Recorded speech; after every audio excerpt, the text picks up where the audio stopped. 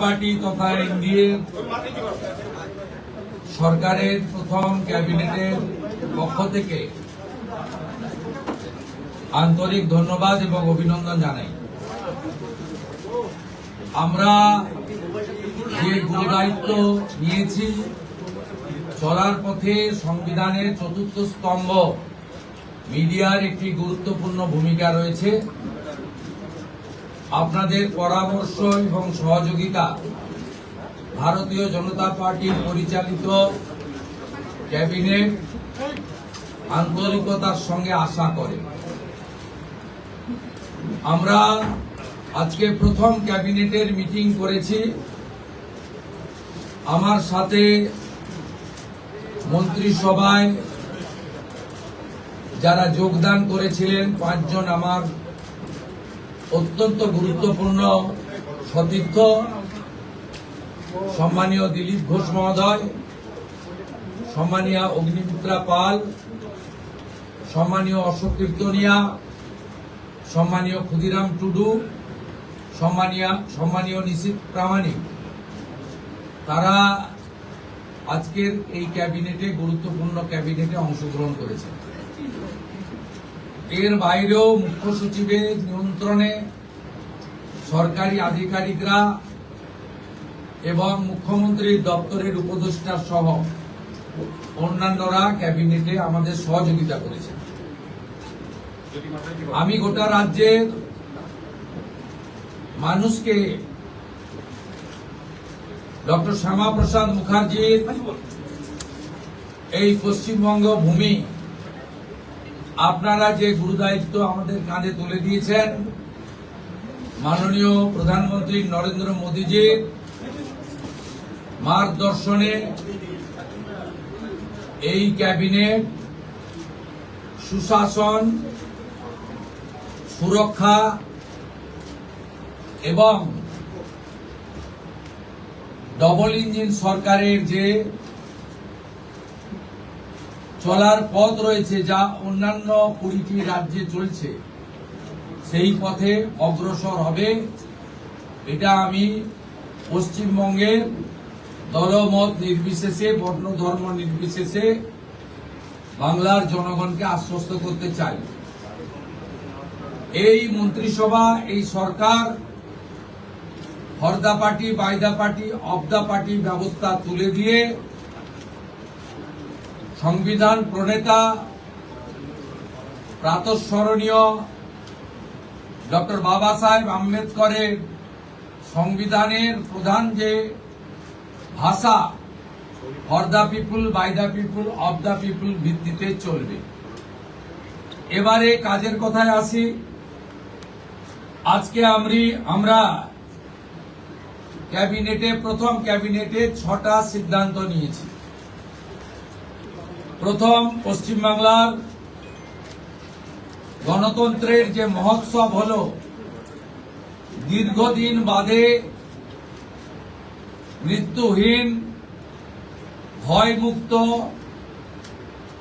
অবাধ নির্বাচন গোটা ভারতবর্ষ কেন, গোটা পৃথিবীর মানুষ দেখল। তাই একটা প্রদেশের নির্বাচন নিয়ে আজকে বিশ্বের বিভিন্ন সংবাদ মাধ্যমে আলোচনা হচ্ছে। তাই আমরা প্রথমেই বাংলার জনগণ তথা 93% ভোট প্রদানকারী ভোটারদেরকে নতমস্তকে কৃতজ্ঞতা জানালাম। সাথে ভারতের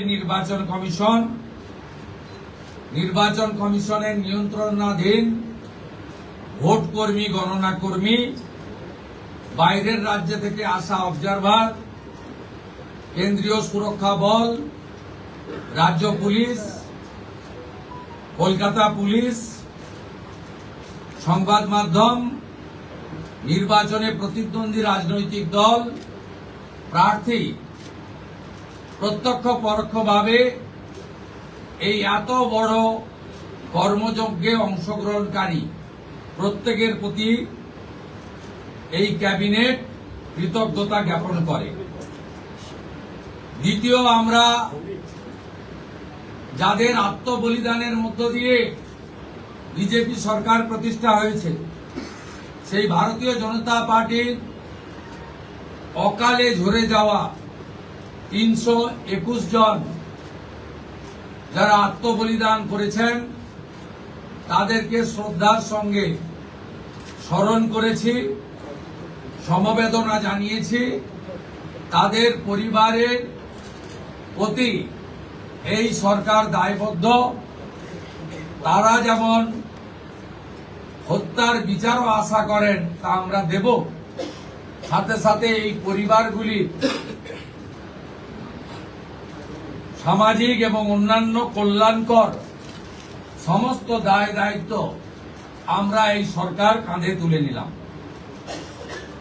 আমাদের দেশের সুরক্ষার প্রশ্ন, পশ্চিমবঙ্গের সুরক্ষার প্রশ্ন এবং যেভাবে জনবিন্যাস বদলে গেছে, আজকে আমরা প্রথম দিনই আমরা কেন্দ্রীয় স্বরাষ্ট্র দপ্তর তথা বিএসএফ এর সীমান্ত সুরক্ষিত করার জন্য জমি ট্রান্সফার প্রক্রিয়া আমরা আজকে অনুমোদন দিলাম এবং আজ থেকেই ল্যান্ড ট্রান্সফার প্রক্রিয়া শুরু হবে।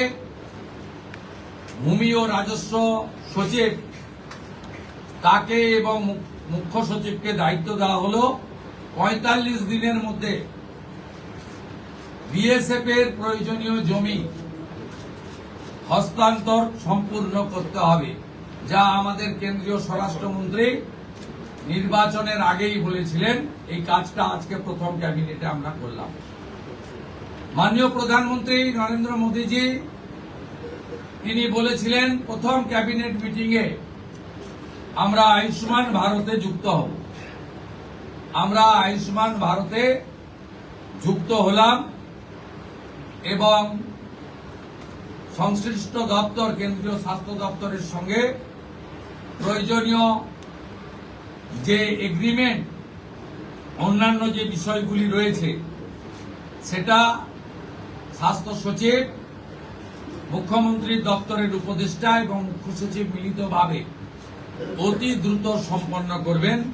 অর্থাৎ আজ থেকে মাননীয় প্রধানমন্ত্রী ঘোষিত পশ্চিমবাংলার মানুষের প্রতি যে কমিটমেন্ট আজকে ভারতীয় জনতা পার্টির ক্যাবিনেট সেটা সম্পূর্ণ করল।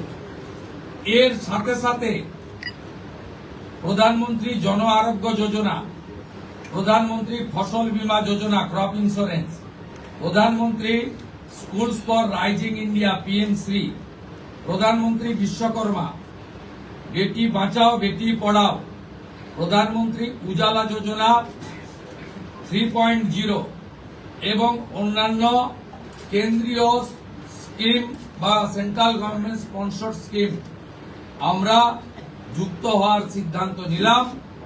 বিশ্বকর্মা যোজনায় আমাদের যারা বিশ্বকর্মা আছেন, হাতের কাজ করেন, আমাদের কামার কুমোর থেকে কুম্ভকার, স্বর্ণকার থেকে মালাকার থেকে তাঁতি থেকে নাপিত থেকে সবাই যারা 8,65,000 আবেদন করে রেখেছিলেন, আগের সরকার যাদের আবেদন জেলা শাসকদেরকে দিয়ে কেন্দ্রের এমএসএমই দপ্তরে পাঠাতে দেননি, আমরা দ্রুত ওই 8,65,000 পিটিশনকে পাঠানোর ব্যবস্থা নিলাম। আপনারা জানেন পশ্চিমবঙ্গে 11 কোটি মা বোন দিদি উজালা 1-2 বেনিফিটেড হচ্ছেন ভারতবর্ষে। পশ্চিমবঙ্গে 11 কোটির মধ্যে 1,29,00,000 পান, সবচেয়ে হাইয়েস্ট। 400 টাকা কম মূল্যে তারা গ্যাস ক্রয় করেন। প্রধানমন্ত্রী আরো 75 লক্ষ দেশে চালু করেছিলেন এবং বাংলার জন্য কোটা ছিল 15 লক্ষ। গ্রাহক বিতরণ কেন্দ্রে হাজার হাজার দরখাস্ত পড়ে থাকা সত্ত্বেও শুধু রাজনৈতিক কারণে এই পিটিশনগুলো ডিএমরা সংশ্লিষ্ট দপ্তরে কেন্দ্রীয় সরকারের কাছে পাঠায়নি। তাই আমাদের মা বোন দিদিরা বঞ্চিত হচ্ছিলেন। আমরা গ্রাহক বিতরণ কেন্দ্রে পড়ে থাকা সমস্ত পিটিশন অতি দ্রুততার সঙ্গে জেলা শাসকদের সংশ্লিষ্ট কেন্দ্রীয় মন্ত্রক পেট্রোলিয়াম ডিপার্টমেন্টে পাঠিয়ে দেওয়ার নির্দেশ দিলাম। এর ফলে উজালা যোজনা 3 তাতে পশ্চিমবঙ্গের আরো কয়েক লক্ষ মা বোন দিদি যুক্ত হওয়ার সুযোগ পেলেন। আমাদের পঞ্চম সিদ্ধান্ত, এতদিন পর্যন্ত পশ্চিমবঙ্গে national cadre is IPS, Paschimbanga cadre WBCS WBPS এদের কোন কেন্দ্রীয় সরকারের ট্রেনিং এ কেউ যুক্ত হতেন না। এটা মুখ্যমন্ত্রীর অলিখিত নির্দেশ ছিল। আগের মুখ্যমন্ত্রী, বিদায়ী মুখ্যমন্ত্রী, প্রাক্তন মুখ্যমন্ত্রী। আমরা আজকে এই বিষয়ে চিফ সেক্রেটারিকে অন্য রাজ্যের যে নিয়ম আছে সেই নিয়ম ফলো করার জন্য আমরা তাকে এম্পাওয়ার করলাম, দায়িত্ব দিলাম। সাথে সাথে শুনলে অবাক হয়ে যাবেন, বিএনএস ভারতীয় ন্যায় সংহিতা, যা মাননীয় প্রধানমন্ত্রী নরেন্দ্র মোদীজির নেতৃত্বে কেন্দ্রীয় স্বরাষ্ট্রমন্ত্রী মাননীয় অমিত শাহজি পার্লামেন্টে দুটো কক্ষে অনেক আগে অনুমোদন করেছেন, রাষ্ট্রপতি মহোদয়ের সই হয়েছে, রুল হয়ে গেছে। আমরা আশ্চর্য হয়ে গেছি যে এখানে বিএনএস কার্যকর করা হয়নি, অর্থাৎ অত্যন্ত অবৈধভাবে সংবিধানকে বৃদ্ধাঙ্গুষ্ঠ দেখিয়ে আগের সিআরপিসি আইপিসি চলছিল। আজ থেকে বিএনএস এ যুক্ত হলো পশ্চিমবঙ্গ সংবিধান মেনে। আগের সিআরপিসি আইপিসি এই আইন আর থাকলো না। ভারতীয় ন্যায় সংহিতাতে আমাদের আজ থেকে কাজ শুরু হলো। এরও ছাড়পত্র ক্যাবিনেটের প্রথম দিলেন। ষষ্ঠ সিদ্ধান্ত, মাননীয় স্বরাষ্ট্র ও সমবায় মন্ত্রী অমিত শাহজি নির্বাচন প্রচারের আইটিকি থেকে বলেছিলেন যে 2015 সালের পরে পশ্চিমবঙ্গে কোনো রিক্রুটমেন্ট হয়নি, তাই প্রচুর শিক্ষিত যুবক যুবতীর বয়স চলে গেছে। 5 বছর এক্সটেনশন, মানে আবেদনের বয়সের ঊর্ধ্বসীমা ক্যাবিনেট মঞ্জুর করলো। এটাও আজকে আমরা করলাম। আজকে এই ক্যাবিনেট সিদ্ধান্তগুলো আমরা নিয়েছি। আমাদের আরো বেশ কিছু কমিটমেন্ট রয়েছে, যেগুলো ইতিমধ্যে আপনারা জানেন। আমরা পরবর্তী সোমবার আবার একটি ক্যাবিনেট মিটিং করব। সেক্ষেত্রে আমাদের আরো আমাদের আরজিকর সহ নারী নির্যাতনের বিষয়ে, প্রাতিষ্ঠানিক দুর্নীতির বিষয়ে, পে কমিশনের বিষয়ে, এরিয়া ডি এর বিষয়ে, এই যে বিষয়গুলি আছে আমরা পরবর্তী ক্যাবিনেটে সেগুলো করব। কারণ আমরা আমাদের যে অফিসিয়াল কাজকর্ম দেখে আমাদের খুব বেশি সময় আমরা পাইনি। আজকে প্রথম কাজের দিন সরকার গঠন হওয়ার পরে আপাতত যে কাগজগুলো রেডি ছিল তার উপরে ক্যাবিনেট আমরা এই সিদ্ধান্তগুলো নিয়েছি, কার্যকর হবে। আপনাদের মধ্যে বাংলার গণদেবতা জনতা জনার্দনকে বিএসএফকে কত আমাদের ক্যাবিনেটে মাননীয় মুখ্যমন্ত্রী প্রয়োজন হলে নিশ্চয়ই সাংবাদিকদের সঙ্গে কথাবার্তা বলবে, প্রশ্ন উত্তরেও অংশগ্রহণ করবে, কিন্তু সেটা প্রয়োজন ভিত্তিক। ক্যাবিনেট ব্রিফিং নেক্সট ক্যাবিনেট থেকে মাননীয় সিনিয়র মিনিস্টার দিলীপ ঘোষ এবং মাননীয় সেকেন্ড টাইম এমএলএ তথা মন্ত্রী অগ্নিমিত্রা পাল মহোদয় ব্রিফ করবেন। পরের সপ্তাহ থেকে দুজন মিলে করবে, একই পয়েন্টে করবে না, নিজেরা করে আমি জনস্বার্থে একটি গুরুত্বপূর্ণ তথ্য দেব যে কিভাবে পশ্চিমবঙ্গে যে সরকারকে মানুষ রিজেক্ট করেছে, ক্ষতি করে দিয়ে গেছে, অনেক কিছু পাবেন পরপর। 16 জুন 2025 ভারত সরকারের পক্ষ থেকে জনগণনার জন্য office of registrar general of India, ministry of home affairs তারা পাঠিয়েছিলেন। জুন মাসে 2025, আজকে প্রায় 1 বছর হতে যায়, 11 মাস অতিক্রান্ত। পশ্চিমবঙ্গ সরকার এই ফাইল ফেলে রেখেছিল। এই ফাইল ফেলে রেখেছিল এবং এগুলো এক্ষুনি পাবলিক ডোমেনে আনার বিষয় নয়, কিন্তু যে তথ্য আমাদের এই হাতে আছে, যে লিখিত তথ্য আছে, তাতে এরা শুধুমাত্র পশ্চিমবাংলার সঙ্গে বিশ্বাসঘাতকতা করেনি, দেশের সঙ্গে, দেশের সংবিধানের সঙ্গে বিশ্বাসঘাতকতা করেছে এবং এদের মূল লক্ষ্যই ছিল এই জনগণনা আটকে দিয়ে মহিলা সংরক্ষণ যাতে ভারত সরকার করতে না পারে, মহিলারা যাতে বিধায়ক সাংসদ না হতে পারে, সেজন্যই এসব করে গেছে।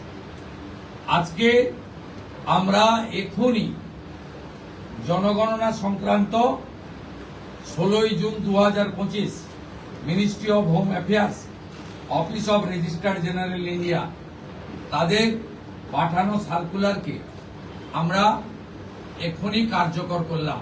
এই মুহূর্ত থেকে জনগণনার কাজ, তার প্রক্রিয়া পশ্চিমবঙ্গ সরকার আজ থেকে এই মুহূর্ত থেকে করলো। এটি প্রশাসনিক নির্দেশে হলো। সবচেয়ে বড় যে অভিযান ছিল আপনাদের দুর্নীতির বিরুদ্ধে, সবচেয়ে বড় অভিযান ছিল, সেটা নিয়ে কোনো সিদ্ধান্ত হলো বা কথা? আমি আপনাকে বলেছি, প্রাতিষ্ঠানিক দুর্নীতি, মহিলা নির্যাতন, পে কমিশন, এরিয়া ডিএ, এগুলো নিয়ে নেক্সট ক্যাবিনেটে গুরুত্ব সহকারে আমরা ক্যাবিনেটে আনবো। নেক্সট মানডে হবে। আমাদের কিছু পেপার ওয়ার্কের প্রয়োজন আছে। আমরা আগের মতো বাজেট হয়ে যাওয়ার পরে চন্দ্রিমা তুমি এটা বলে দাও, এভাবে সরকার চলতে পারে না। সরকার চলে তথ্যের উপরে, সরকার চলে নিয়মের উপরে এবং সরকারি সিদ্ধান্ত হয় সংবিধানের কতগুলো বিষয়। তাই এই গভর্নমেন্ট আমিত্বে বিশ্বাস করে না, আমরা নীতিতে চলবে এবং রুলস, অ্যাক্টস, সংবিধান, একে প্রায়োরিটি দিয়েই আমরা কাজ করব। আমরা আশা করব এই সরকারের কোনো সিদ্ধান্ত নিয়ে, আপনারা তো বটেই, আমরা বেঁচে থাকা কিছু 2-5% যারা সমালোচক, সেই সমালোচকরাও কোনো সমালোচনা করতে পারবেন না, এই রকম সুযোগ এই সরকার দেবেন। এই জন্যই মাননীয় প্রধানমন্ত্রী বলেছেন, বিজেপি পশ্চিমবঙ্গ বলেছে, ভয় আউট, ব্যবসা ইন। ব্যবসাটা আমাদের উপরে রাখুন, আমরা ঠিক পথে চলব। একটা কথা বিএসএফ কে কতটা জমি দিচ্ছে? বিএসএফ কে কতটা জমি দিচ্ছে? একটা বাংলা দেন, তারপরে দুটো হিন্দি দেন। আচ্ছা, বিএসএফ কে কতটা মাননীয় মুখ্যমন্ত্রী আগের কিন্তু তো কোনো কথা না। অনারেবল সিএম বিএসএফ কে কতটা জমি দিচ্ছেন? বিএসএফ কে কতটা জমি? বিএসএফ যতটা জমি চেয়েছে ততটাই দেওয়া হবে। হ্যাঁ, এবং ইতিমধ্যে ল্যান্ড ডিপার্টমেন্ট কাজ এগিয়ে রেখেছে। আগের সরকারের অনিচ্ছাতে বিশেষ ভোটারদের বাঁচানোর জন্য, অভারতীয় অবৈধ অনুপ্রবেশকারীদের বাঁচানোর জন্য তারা ভূমি দপ্তরকে কাজ করতে দেয়নি এবং মহামান্য কলকাতা হাইকোর্টের নির্দেশও অমান্য করা হয়েছে, যেটা কোনো সরকার করতে পারে না। আমরা ল্যান্ড ডিপার্টমেন্টকে আজ থেকেই রেডি থাকা জমি হস্তান্তর করতে শুরু করেছি। আমার কাছে যেটুকু আমি এলওপি হিসেবে খবর রেখেছিলাম, 90% জমি আপনার land department government of West Bengal transfer করতে পারে। এক্সাক্ট সংখ্যাটা মুখ্যমন্ত্রীকে অনেক কিছু ভেবে বলতে হয়, যেটা বলতে হয় তার অথেন্টিকিটি যেন থাকে, তার যেন পূর্ণ সত্যতা ইত্যাদি থাকে, এটা করেই বলতে হয়। তাই এইভাবে আগের সরকারের মতো আলপটকা প্রশ্ন উত্তরে বর্তমান মুখ্যমন্ত্রী বা তার ক্যাবিনেট যাবে। স্যার একটা কথা, স্যার একটা প্রশ্ন, কেন্দ্রীয় প্রকল্প মাননীয় মুখ্যমন্ত্রী सवाल उठाए थे, आप जब विरोधी में तब उठाए थे, अब सत्ता में आप आ गए, आपका सिंगल डायरेक्टिव क्या होगा एडमिनिस्ट्रेटिव हेड्स के लिए ताकि रेस्टोर हो पाए राज्य का लॉ एंड ऑर्डर? और बीएसएफ वाला भी अब जो दे रहे हैं वो अगर हिंदी में थोड़ा बता दें। देखिए, हमारी सीमांत सुरक्षा देश की सुरक्षा के साथ जुड़ा हुआ है। ये भारतीय जनता पार्टी का चुनाव में बहुत बड़ा कमिटमेंट था। देश हित में बंगाल का हित में, इसलिए आज पहले कैबिनेट में हम लोग बीएसएफ को लैंड ट्रांसफर करने का डिसीजन ले लिया है। लैंड डिपार्टमेंट जो लैंड उनका पास है, उन्होंने लैंड डिपार्टमेंट ने बहुत सारा एक्सरसाइज भी करके रखा है। वो लैंड ट्रांसफर आज से शुरू होगा और पूरा के पूरा लैंड माननीय गृह मंत्री जी ने जिस तरीके से बताया था, ऑनरेबल प्राइम मिनिस्टर ने जिस तरीके से उनका गाइडेंस हम लोग को मिला, उनका इंस्ट्रक्शन मिला, पहले कैबिनेट ये आने वाला 45 डेज के अंदर पूरा के पूरा जमीन एमएचए को ट्रांसफर करेगा, बीएसएफ फेंसिंग पूरा कर देगा और इलीगल इन्फिल्ट्रेटर्स का जो हमारी प्रॉब्लम चल रहा है ये भी कुछ दिन के अंदर रिजॉल्व हो जाएगा। ये डिसीजन कैबिनेट ने लिया है।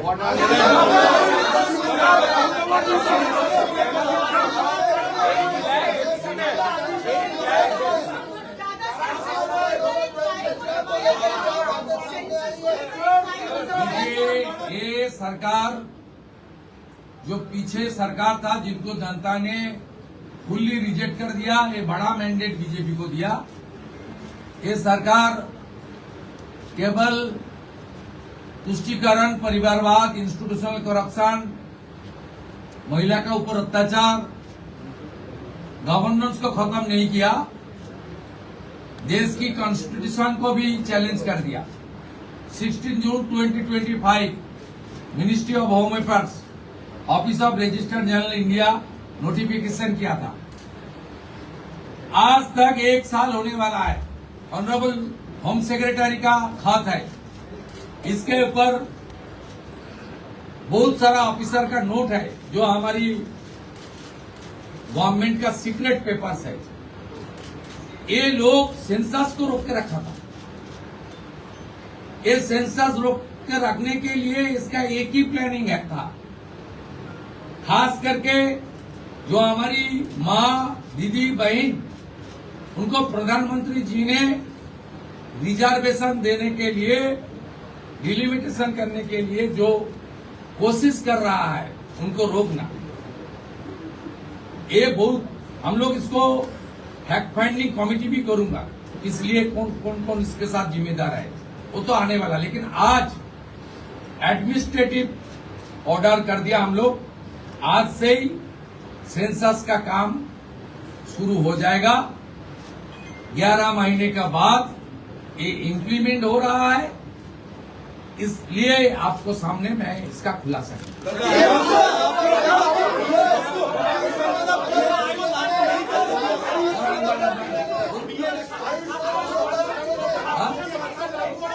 आयुष्मान भारत योजना के आज से लागू हो रहे हैं। ऑनरेबल प्राइम मिनिस्टर साहब का कमिटमेंट था, बीजेपी का मैनिफेस्टो में था। आयुष्मान भारत कैबिनेट ने मंजूरी दे दिया है। बाकी हेल्थ डिपार्टमेंट, सेंट्रल गवर्नमेंट का हेल्थ डिपार्टमेंट के साथ एग्रीमेंट और दूसरे की जो प्रक्रिया करना चाहिए वो प्रक्रिया आज से शुरू हो जाएगी।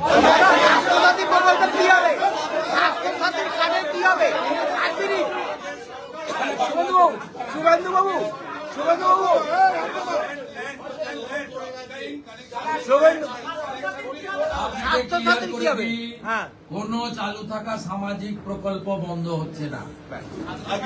কোন সামাজিক চালু থাকা প্রকল্প, এটা আমরা আমাদের কর্মসূচি মানে প্রচারকালীনও বলেছি। কোন চালু থাকা সামাজিক প্রকল্প সে 30 বছর আগের হতে পারে, 10 বছর আগের হতে পারে, কোন সামাজিক প্রকল্প আমরা বন্ধ করছি না। আমরা পেপারলেস অফিসও করব। আমরা সমস্ত পোর্টালগুলোকে আপডেটও করব এবং সমস্ত বেনিফিশিয়ারি ডিবিটির মাধ্যমে, যেটা নরেন্দ্র মোদীজির নেতৃত্বে দেশের সরকার করেছে, ডাইরেক্ট বেনিফিট ট্রান্সফারের মাধ্যমে হবে এবং সবটাই স্বচ্ছতার সঙ্গে হবে। আপনার প্রশ্নের উত্তরে আমি পরিষ্কার বলে দিই, যে স্কিমটার কথা আপনি বলেছেন, আমি শুধু ওই স্কিমটা নয়, চালু থাকা কোনো সামাজিক কল্যাণকর কর্মসূচি বন্ধ এই সরকার করছে না, কিন্তু ট্রান্সপারেন্ট স্বচ্ছতার সঙ্গে সেগুলো হবে। কোন মৃত ব্যক্তি তিনি কোন সামাজিক প্রকল্পের সুযোগ পেতে পারেন না, আপনিও বলবেন না পাওয়া উচিত। কোন অভারতীয় তিনি ভারতের কোন প্রদেশ বা জাতীয় সরকারের কোন বেনিফিট তার পাওয়া উচিত নয়। অর্থাৎ আমার প্রশ্নে, আপনার প্রশ্নের মধ্যে আমার সব উত্তর আছে।